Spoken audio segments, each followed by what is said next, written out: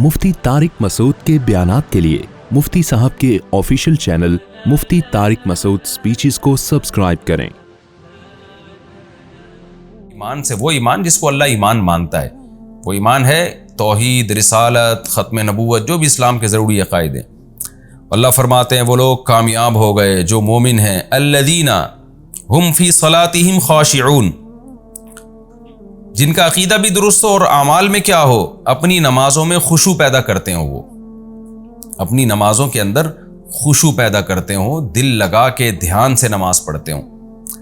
कामयाब लोगों की कुरान हमेशा पहली अलामत जो बयान करता है ना, वो यही है कि अक़ाइद दुरुस्त और नमाज, अक़ाइद दुरुस्त और नमाज। कोई भी गैर मुस्लिम जब मुसलमान होगा ना, अपने सबसे पहला हुक्म जो उसको इस्लाम का बताना है, तौहीद के बाद अब नमाज पढ़ो भाई। यहाँ तक उलमा ने लिखा है कि आज आपके हाथ पे कोई गैर मुस्लिम मुसलमान हुआ, अभी मुसलमान हुआ और नमाज का टाइम में कुछ वक्त बाकी है, इतना बाकी है कि वुजू करके तकबीर तहरीमा कह सकता है वो, तो उस पर नमाज फ़र्ज हो जाएगी।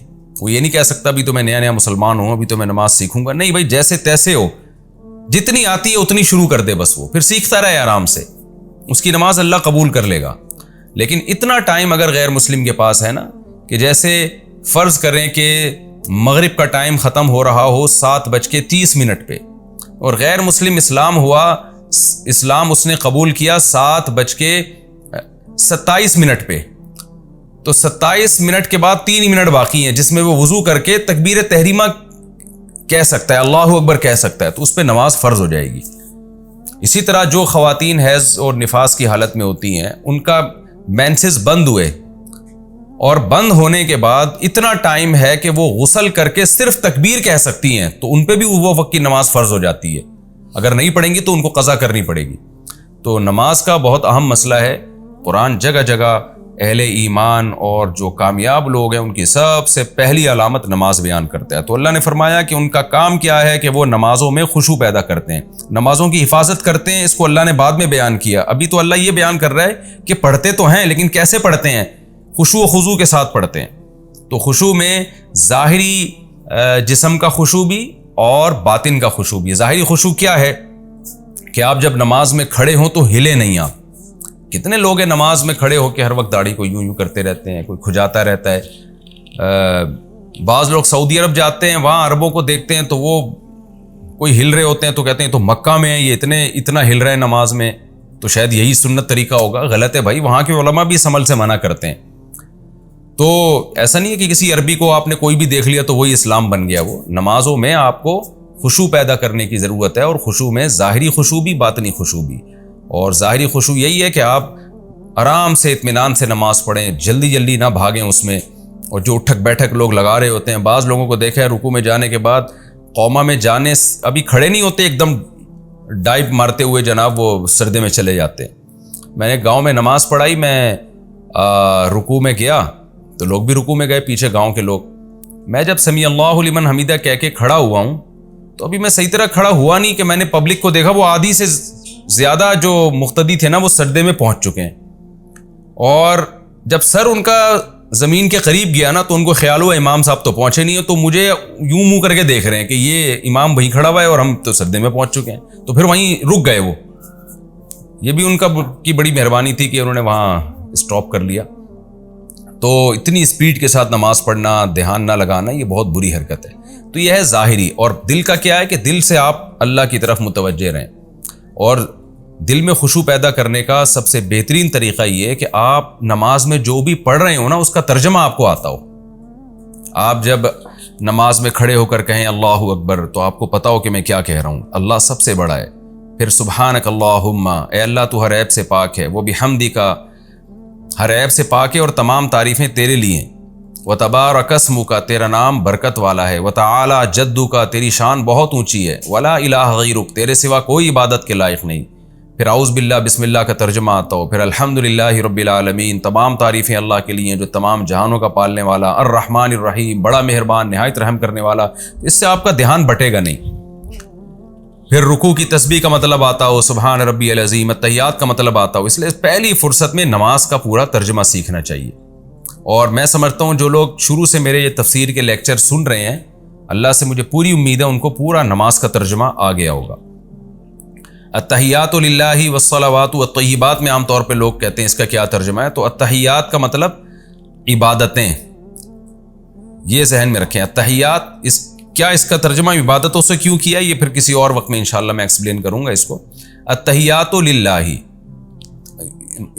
قولی عبادتیں، التحیہ کا مطلب قولی، یعنی زبان سے جو ہم حمد و ثنا کرتے ہیں وہ بھی اللہ کے لیے.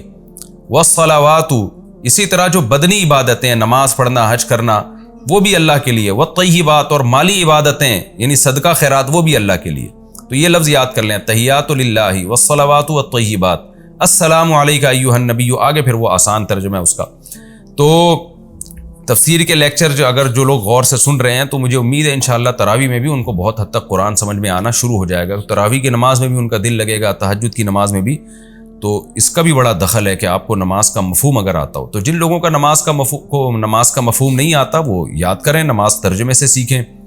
اور جب تک ترجمہ نہیں آتا تو یہ تصور کر کے کھڑے ہوا کریں بھئی ہم اللہ کے سامنے عبادت کے لیے کھڑے ہوئے، تو اپنا دھیان وہاں لگائیں. لیکن ایک بات خوب سمجھ لیں، یہ پوری امت کے علماء کا اس پر اجماع ہے کہ نماز میں دھیان لگانے کی کوشش کرنا فرض ہے، دھیان کا لگنا فرض نہیں ہے. آپ نے پوری کوشش کر لی پھر بھی دماغ نہیں لگ رہا نماز میں، تو اس سے ٹینشن نہیں لینی ہے، پریشان نہیں ہونا ہے کہ جو آپ جتنا آپ کر سکتے تھے آپ نے کر لیا، اس سے زیادہ کہ آپ شریعت میں مکلف نہیں ہیں. تو ایسا نہ ہو کہ پریشان ہونا شروع ہو جائیں، ابھی دل تو لگ نہیں رہا. ظاہر انسان 20 کاموں کے بعد جب نماز میں آ کے کھڑا ہوتا ہے تو اس کا دھیان بٹ رہا ہوتا ہے.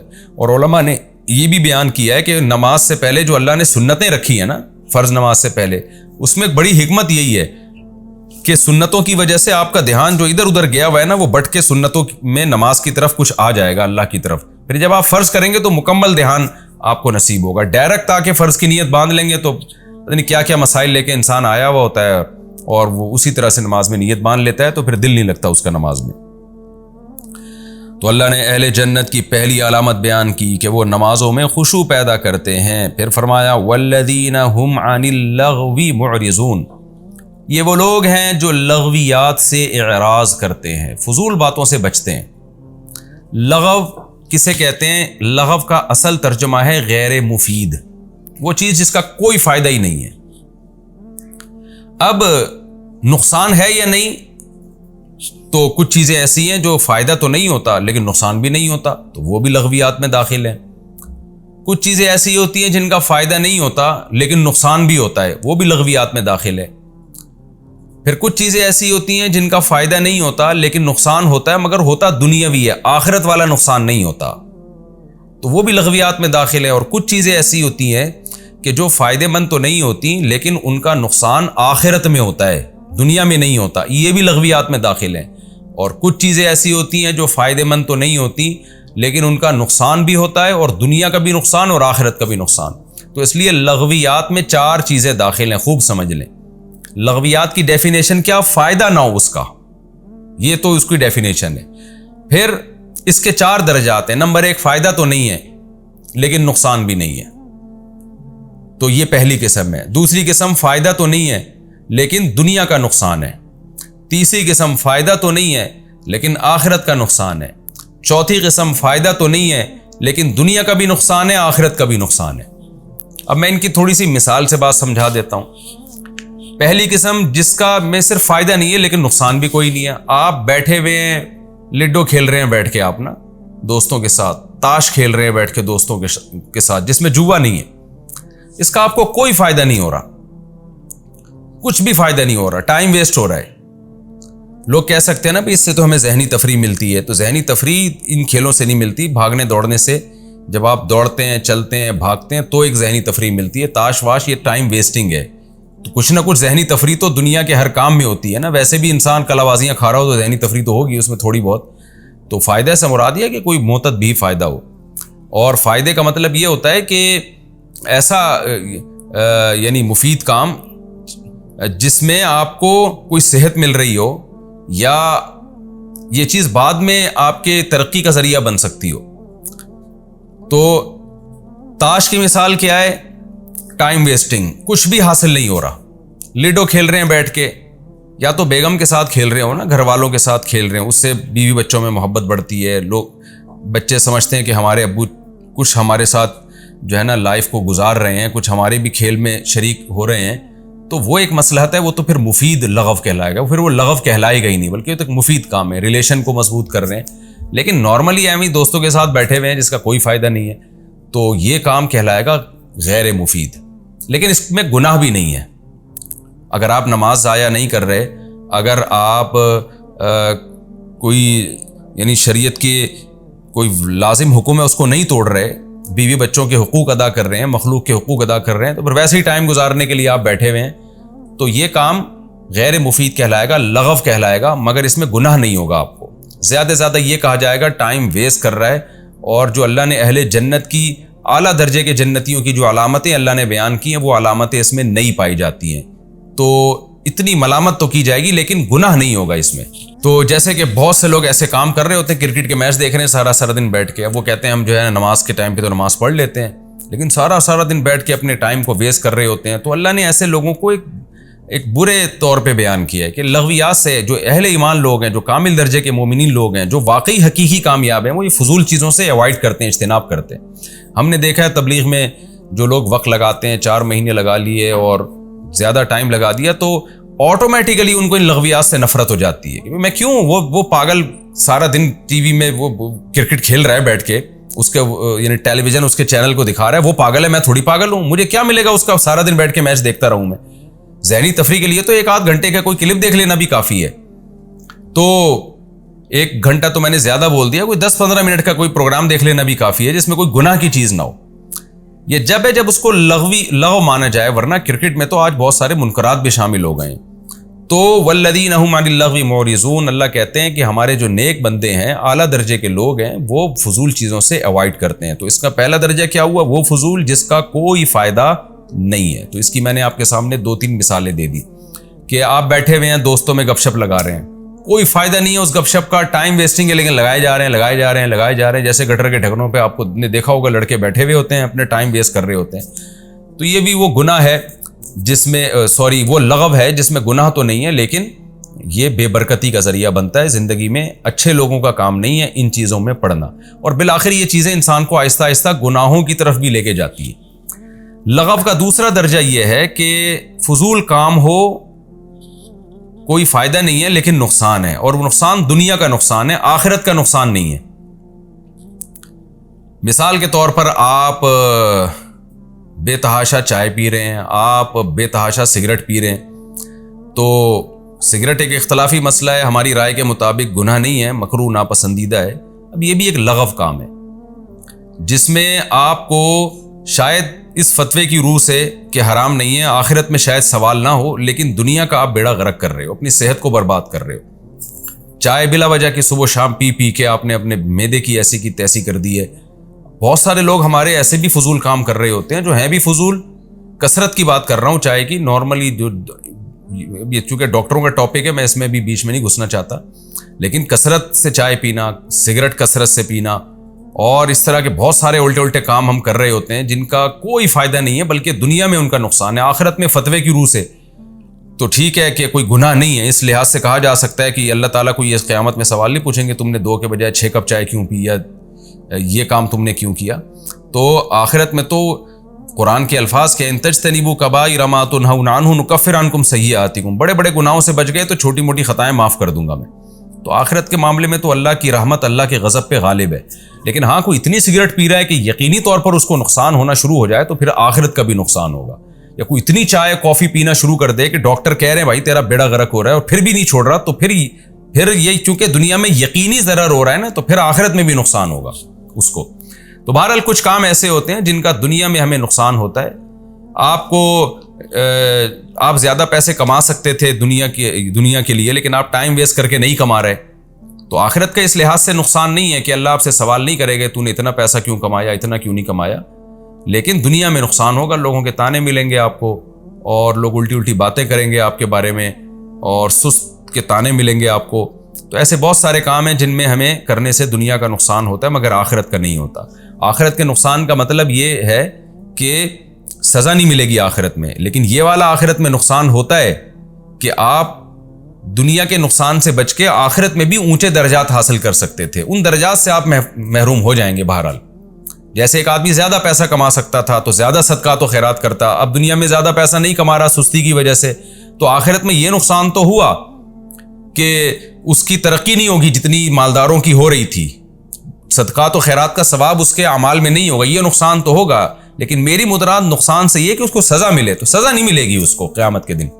تو جب میں کہہ رہا ہوں نا کہ آخرت میں نقصان نہیں ہوگا، اس نقصان سے میری مراد ہے جہنم میں نہیں ڈالا جائے گا، اس کو سزا نہیں ملے گی، باقی جنت کی ترقیوں میں جو نیچے آئے گا وہ نقصان تو ہے، تو یعنی ترقی کے لحاظ سے جو نیچے آئے گا۔ تو دوسرا درجہ کیا ہوا؟ وہ کام آپ کر رہے ہیں لغو میں جس میں دنیا کا کوئی فائدہ نہیں ہے، لیکن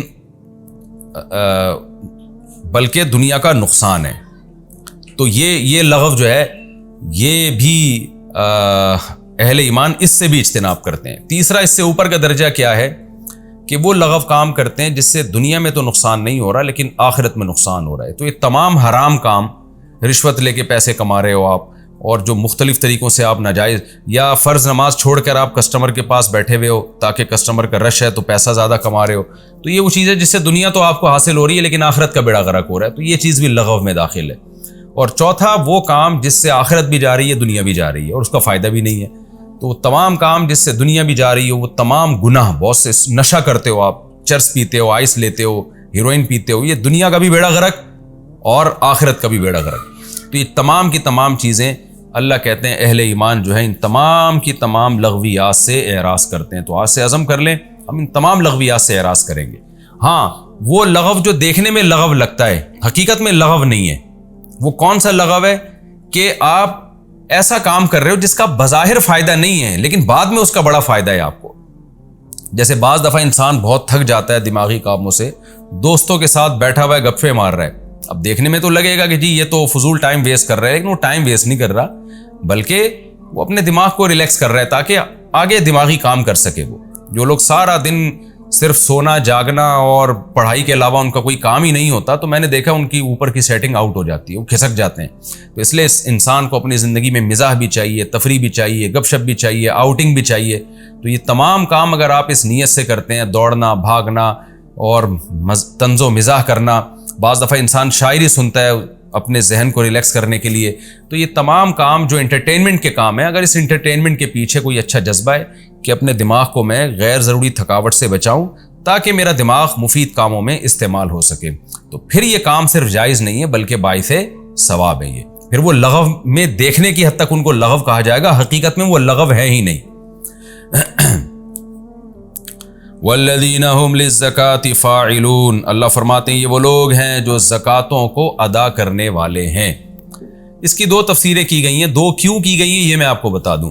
زکوٰۃ کا لفظی ترجمہ تو زکات ہی ہے، اب بہت سے علماء نے کہا کہ بھئی اس سے زکات مراد ہے، کہ کیونکہ قرآن کہہ رہا ہے والذین هم للزکاة فاعلون، یہ زکاتوں کو ادا کرنے والے ہیں، اور ان کی دلیل یہ بھی ہے کہ قرآن ہمیشہ نماز کے ساتھ زکوٰۃ کا تذکرہ کرتا ہی کرتا ہے، کبھی ایسا ہوا نہیں ہے قرآن میں کہ نماز آئی ہو زکوٰۃ نہ آئی ہو ساتھ میں، تو یہ کیسے ہو سکتا ہے اس موقع پہ اللہ نماز کا تذکرہ کریں زکوٰۃ کو چھوڑ دیں؟ لہذا انہوں نے یہ تفسیر کی کہ بھئی یہ زکوٰۃ سے زکوٰۃ ہی مراد ہے، اور جو حضرات کہتے ہیں کہ نہیں جی اس سے زکوٰۃ مراد نہیں ہے، ان کی دلیل یہ کہ یہ تو مکی صورت ہے اور ابتدا میں نازل ہوئی ہے، تو اس وقت تو زکوٰۃ فرض ہی نہیں ہوئی تھی، زکوٰۃ تو مدینہ میں فرض ہوئی ہے، تو یہ کیسے ہو سکتا ہے کہ جو چیز فرضی نہ ہوئی ہو اللہ اس کا تذکرہ پہلے سے کر دیں؟ تو دونوں باتیں ملتی ہیں اور دونوں طرف کہا گئے مفسرین گئے ہیں اور دونوں قول مضبوط ہیں۔ اب جو یہ کہتے ہیں کہ جی مکہ میں زکوٰۃ فرض ہوئی تو اللہ تعالیٰ مدینہ میں جب زکوٰۃ فرض ہوئی تو اللہ پہلے اس کا تذکرہ کیسے کر دیں گے؟ تو یہ کہا جا سکتا ہے کہ ہو سکتا ہے زکوٰۃ مکہ میں ہی فرض ہو گئی ہو، اور جن روایات میں آتا ہے مدینہ میں فرض ہوئی ہے تو اس کی ڈیٹیل جو زکوٰۃ کی نازل ہوئی ہے وہ مدینہ میں نازل ہوئی ہو، یعنی اللہ تعالیٰ نے اجمالی طور پر تو حکم دے دیا اہل اسلام کو کہ زکوٰۃ دو، اب لہذا صحابہ نے صدقہ خیرات شروع کر دیا، لیکن تفصیلی حکام کے کس مال پہ زکوٰۃ لازم ہوتی ہے، کتنے فیصد ہوتی ہے، یہ پوری ڈیٹیل اللہ نے مدینہ میں نازل کی ہو، تو یہ بھی ہو سکتا ہے، اور یہ بھی ہو سکتا ہے کہ اللہ تعالیٰ نے یہاں زکوٰۃ سے تزکیہ مراد ہو۔ تزکیہ کا مطلب زکوٰۃ تزکیہ کو بھی کہتے ہیں، باب تفعیل جو ہے نا تزکیون، تسبیحن کی طرح اس کو تزکیہ تفعیلہ پڑھا جاتا ہے، اور اس کا جو مصدر ہے نا فعال کے وزن پر بھی آتا ہے، جیسے تأذین اذان دینا، تو اس کے مصدر کو اذان فعال کے وزن پر بھی ہم پڑھتے ہیں، اور بہت ساری اس کی مثالیں ہمیں ملتی ہیں۔ والذین هم للزکاۃ فاعلون، یہ اپنی زکوٰۃ کو ادا کرتے ہیں۔ تو زکوٰۃ کے دوسرا مطلب بھی بن سکتا ہے کہ زکوٰۃ سے مراد تزکیہ نفس ہو، یعنی اپنے آپ کو پاک کرتے ہیں ظاہری برائیوں سے بھی اور باطنی برائیوں سے بھی، ہر طرح کی برائیوں سے اپنے آپ کو بچاتے ہیں۔ آگے اللہ فرماتے ہیں والذین هم لفروجہم حافظون، یہ وہ لوگ ہیں جو اپنی شرمگاہوں کی حفاظت کرتے ہیں۔ شرمگاہ کی حفاظت کا کیا مطلب؟ حرام سے اپنے آپ کو بچاتے ہیں۔ الا علی ازواجہم، سوائے اپنی بیویوں کے، او ما ملکت ایمانہم، یا اپنی باندیوں کے، یعنی اپنی باندی اور بیوی سے اپنی خواہش پوری کرتے ہیں۔ فإنہم غیر ملومین، پس یہ لوگ قابل ملامت نہیں ہیں۔ یہ بھی عجیب آیت ہے۔ دیکھیں، ایک اللہ نے اس آیت میں ہمیں کیا بتایا کہ اہل ایمان اپنی شرمگاہ کی حفاظت کرتے ہیں، اور آپ کے پاس بیوی اور باندی کے علاوہ کوئی آپشن نہیں ہے۔ علماء نے استدلال کیا ہے کہ اس سے تمام قسم کے حرام کام، اس سے لڑکوں سے بدفعلی بھی حرام ہو گیا، لڑکیوں سے زنا کرنا بغیر نکاح کے وہ بھی حرام، متع بھی اسی سے حرام ہو گیا۔ متع کی بحث میں ابھی کروں گا اس آیت کے ضمن میں کہ یہ جو ٹیمپریری نکاح ہوتا ہے ایگریمنٹ کر کے، تو یہ بھی حرام ہے، کیونکہ جس عورت سے ٹیمپریری نکاح ہوتا ہے وہ بیوی کبھی بھی نہیں کہلاتی۔ عربی زبان میں بیوی کے لفظ پر اس کا اطلاق ہوتا ہی نہیں تھا۔ تو اس آیت سے متع بھی حرام، اس آیت سے لڑکوں سے بدفعلی بھی حرام، اس آیت سے فحش فلمیں دیکھنا بھی حرام، بدنظری بھی حرام، کیونکہ اس بدنظری کر کے بھی ایک شخص اپنی شرمگاہ کی لذت حاصل کر رہا ہوتا ہے، چاہے وہ تصور کی دنیا میں ہی ہو۔ کسی عورت کا تصور کر کے اس سے لذت حاصل کرنا خیال میں، یہ بھی حرام۔ اور استمنا بالید عربی میں جسے کہتے ہیں، جس کو ہینڈ پریکٹس، ماسٹربیشن وغیرہ کہتے ہیں، یہ سب بھی حرام ہو گیا اس آیت کی روشنی۔ اور مزید بےہودگی جو آج کل ہماری سوسائٹی میں چل رہی ہے، انسٹرومنٹ وغیرہ آ رہے ہیں، سیکس کے کیسے آلات آ رہے ہیں جن کو لوگ استعمال کر رہے ہیں، لڑکیاں بھی کر رہی ہیں استعمال، جو بےہودگی پھیل رہی ہے ہماری سوسائٹی میں۔ وہ خواتین جن کے شوہر سفر میں ہوتے ہیں، 2 سال تک آتے نہیں ہیں، وہ بھی انسٹرومنٹ وغیرہ استعمال کر کے اپنی جنسی تسکین کا ذریعہ بن رہی ہیں، یا جو مرد کوئی ایسی چیزیں استعمال کرتے ہیں۔ یہ تمام کی تمام چیزیں اللہ نے اس آیت میں حرام کر دی ہیں، اور 1-2 چیزوں کو حلال کیا بس، فرمایا الا علی ازواجہم، سوائے اپنی بیویاں، او ما ملکت ایمانہم، یا اپنی باندیاں۔ ان 2 کے علاوہ آپ کے پاس تمام آپشن بند ہیں۔ اب ایک اشکال ہو سکتا تھا کہ اللہ یہ 2 راستے ہمارے پاس ہیں، تو ہو سکتا ہے کہ اصل میں تو اسلام چاہتا ہو کہ مرد اور عورت اپنی خواہش پوری نہ کریں، لیکن کرنی ہی ہے تو مجبوری میں بیوی رکھ سکتے ہو، باندی رکھ سکتے ہو۔ خوب سمجھ لیں، باندیوں کا رواج ختم ہو گیا، باندیاں نہیں آ سکتی۔ تو میں اگلے ایپیسوڈ میں انشاءاللہ اس کی کچھ مزید ڈیٹیل بیان کروں گا، لیکن اتنی بات ثابت ہوئی کہ بیوی ہو یا باندی ہو، باندی اب نہیں ہوتی تو اب میں بیوی ہی کا تذکرہ کروں گا۔ یہ ایک اشکال ہو سکتا تھا کہ شاید اللہ تعالیٰ نے جو بیوی کی اجازت دی ہے یہ گویا نہ چاہتے ہوئے دے دی، یعنی اللہ تعالیٰ چاہتے تو یہی تھے کہ لوگ اپنے آپ کو ہر طرح کی خواہشات سے، یعنی جو سیکس جو ہے نا، اس کی خواہش پیدا ہی نہ ہو، یا پیدا ہو رہی ہے تو پوری نہ کریں کسی بھی طریقے سے۔ کرنی ہے تو مجبوری میں بیوی سے کر سکتے ہو، لیکن آگے اللہ نے فرما دیا فإنہم غیر ملومین، کہ یہ لوگ قابل ملامت نہیں ہیں۔ کیا مطلب؟ یہ میں تمہیں مجبوری میں اجازت نہیں دے رہا کہ اپنی زوجہ کے پاس جا سکتے ہو، بلکہ میں تمہیں بتا رہا ہوں زوجہ کے پاس جانے والا قابل ملامت نہیں ہے بالکل۔ تو مقصد یہ کہ جو ناجائز ہے اس سے اجتناب کرو، اور جو حلال ہے وہ کسی مجبوری میں جائز نہیں ہے، بلکہ وہ تو تمہارے لیے پیدا کیا گیا ہے، تو وہ قابل ملامت نہیں ہے، کیونکہ اللہ کو معلوم تھا کہ جب مسلمان قوم حرام سے بچے گی یا نیک صالح لوگ حرام سے بچیں گے تو عین ممکن ہے یہ کثرت سے بیویاں رکھنا شروع کر دیں کہ بھئی ہم حرام کی طرف تو جا نہیں سکتے، تو ہم زیادہ باندیاں رکھتے ہیں یا بیویاں رکھتے ہیں۔ تو ہو سکتا ہے برے لوگ ان کو تانا دینا شروع کر دیں کہ کام تو تم بھی وہی کر رہے ہو جو ہم کر رہے ہیں، ہم حرام سے عیاشی کر رہے ہیں اور تم بھی عیاشی کر رہے ہو حلال کا لیبل لگا کے، تو تم بھی ہو ہمارے جیسے ہی، یعنی خواہش تو تم بھی پوری کر رہے ہو نا، چلو ہم گرل فرینڈ رکھ لیتے ہیں، تم بیویاں رکھ رہے ہو، تو دونوں میں ہوتا تو ایک سیکشول ڈیزائرز ہی پوری ہوتی ہے نا۔ تو اللہ نے فرما دیا کہ نہیں، بیوی کا معاملہ ایسا ہے، باندیوں کا معاملہ ایسا، فإنہم غیر ملومین، یہ لوگ قابل ملامت نہیں ہے۔ تو یہ تانا نہیں دیا جا سکتا کہ جو زیادہ بیویاں رکھ کے اپنی خواہش پوری کر رہا ہے کہ وہ بھی تو خواہش ہی پوری کر رہا ہے نا، عیاشی کر رہا ہے۔ تو اللہ کہتے ہیں میری طرف سے ان کو تانا دینے کی پرمیشن نہیں ہے، وہ جائز کام کر رہے ہیں اور جائز کی میں نے ان کو پرمیشن دی ہے۔